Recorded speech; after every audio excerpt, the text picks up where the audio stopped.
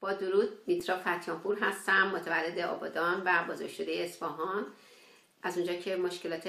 مردم هر دو شهر رو به خوبی حس کردم، میتونم انعکاس دهنده صدای شما همشهریان خوبم باشم.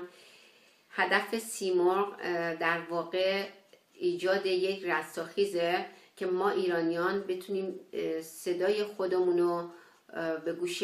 هممیهنانمون برسونیم و مشکلاتمون رو در زمان حال و حتی خواسته هامون رو برای بعد از گذر از رژیم به خرد جمعی هممیهنانمون بذاریم.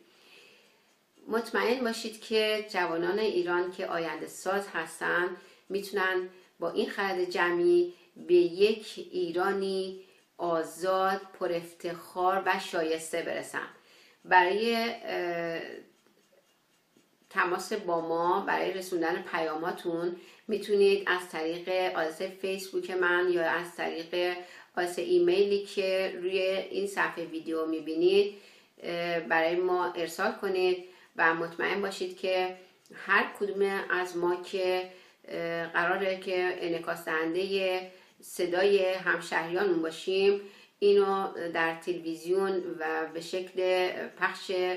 سراسری با تمام مردم ایران در میون میذاریم که اونها هم متوجه صدای شما و مشکلات شما بشن و مطمئنم که با این خرد جمعی حتما پیروز خواهیم شد.